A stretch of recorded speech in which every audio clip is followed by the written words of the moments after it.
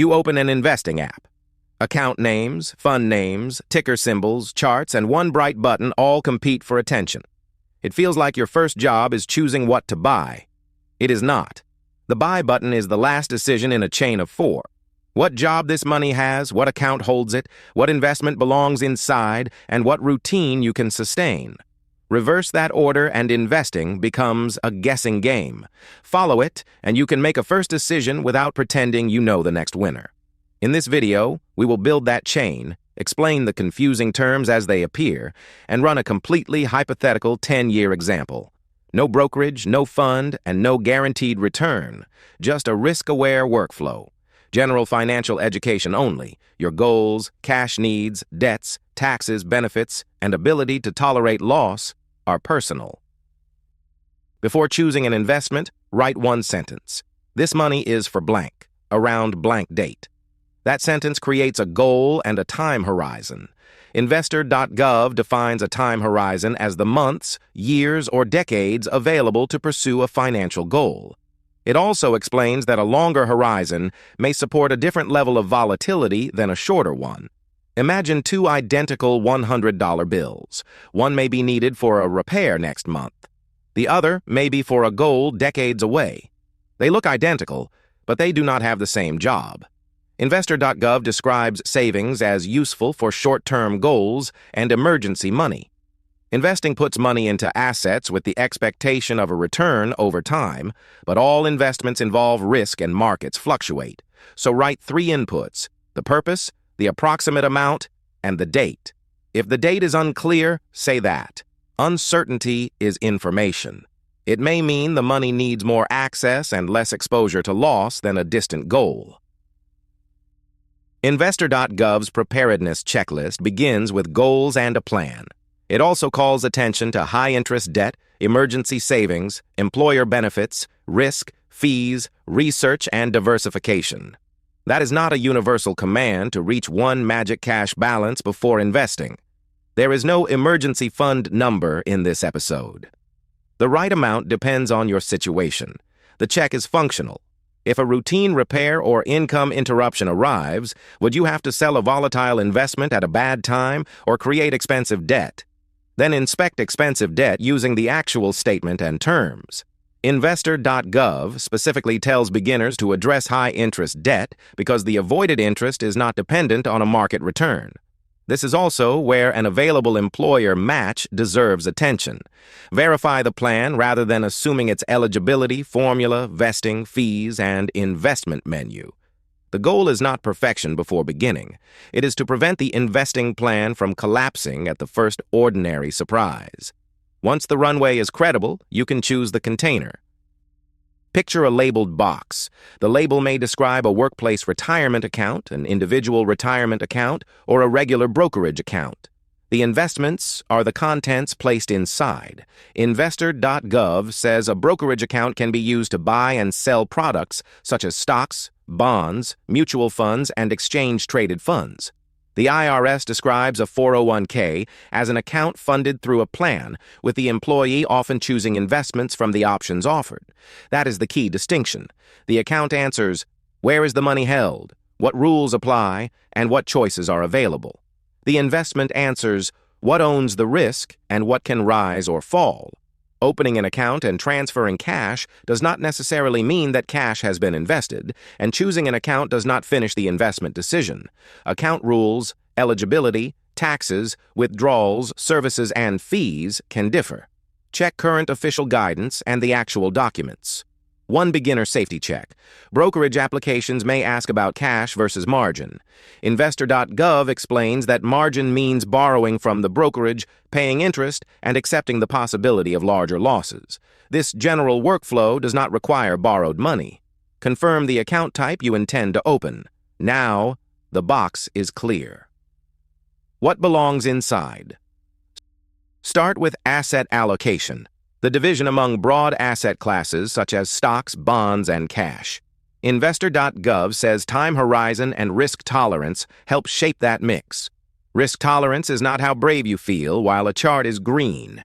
It includes your willingness and your practical ability to accept loss without abandoning the goal. Investor.gov defines investment risk in terms of uncertainty and potential financial loss. Then comes diversification, spreading money among different investments to reduce dependence on one result. It can reduce risk. It cannot erase risk or guarantee a profit. Think of one glass ornament versus a basket of different objects. The single object depends on one outcome. The basket spreads the exposure, but if the entire shelf drops, the basket can still fall. You do not need to predict the next winner.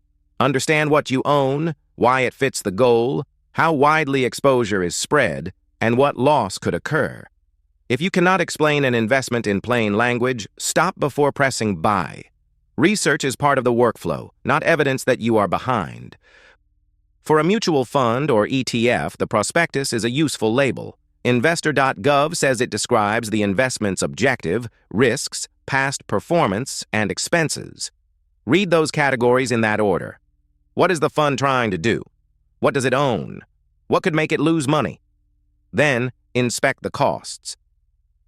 The SEC's 2025 Fee Bulletin explains that mutual funds and ETFs pass operating costs to investors, reducing returns. A higher-cost fund must perform better than a lower-cost fund to produce the same result. The expense ratio appears in a standardized prospectus fee table, but it may not be the entire cost. Account fees, transaction costs, sales charges, intermediary fees, and other indirect costs may also matter. Low cost does not automatically mean suitable. A cheap investment with the wrong objective or risk is still the wrong tool for that job. The beginner comparison is therefore not one leaderboard. Compare objective, holdings, diversification, loss risk, access, services, and total cost. Past performance belongs in the document, not in your promise about the future. Now for the math. Every number here is hypothetical. Suppose a learner starts with $500, then contributes $100 at the end of each month for 10 years. Assume a smooth 5% nominal annual return, compounded monthly. That 5% is invented for teaching. It is not a forecast, historical average, or guarantee. Real returns jump around and can be negative. Over 120 months, the person contributes $12,500 in total. Under this simplified model, the opening $500 becomes $823.50. The monthly contribution series becomes $15,528.23. Together, the modeled ending value is $16,351.73. The modeled growth above contributions is $3,851.73.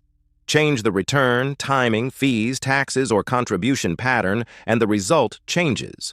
A real balance can finish higher, lower, or at a loss. Investor.gov's compound calculator separates the same inputs: initial amount, monthly contribution, time, estimated rate, and compounding frequency. The rate is an input, not an outcome you are owed. The lesson is not the ending number. It is knowing which numbers you control, the amount, the routine, the costs you accept, and the time you can truly leave the money invested. Here is the complete workflow. Step 1. Define the job. Write the goal, approximate amount, and time horizon. Confirm that near-term cash needs, emergency access, and expensive debt have been considered. Step 2. Choose the container. Compare the accounts for which you are eligible using their rules, access, services, investment menu, and total fees. If a professional is involved, Investor.gov says to check registration and background. Step 3. Choose understandable contents. Define the asset mix, examine diversification, read the objective and risks, and inspect the prospectus fee table plus other costs. Name what could cause a loss before naming what might produce a gain. Step 4. Choose the routine. Pick an amount that fits the real cash flow. Equal contributions at regular intervals are called dollar cost averaging. They buy more units when prices are lower and fewer when prices are higher, but the routine does not guarantee profit or prevent loss. Automation is optional. It should not outrun current cash flow, and it still needs review. 3 beginner mistakes are now easier to catch. Mistake 1. Confusing the account with the investment. Mistake 2, treating diversification as a force field against loss. Mistake 3, comparing returns while ignoring objective, risk, and total cost. Your next action does not require a trade. Complete one page with 4 lines. My money's job and date, my eligible account options and rules, the exposure, risks, diversification, and costs I understand, the contribution routine my cash flow can support. If one line is blank, research that line. Do not fill it with a confident stranger's ticker symbol. Starting investing does not mean knowing everything. It means putting the decisions in the right order: job, container, contents, routine, and pressing buy only when you understand what the button will do. General financial education only, not personal financial, investment, tax, or legal advice. Investments can lose value.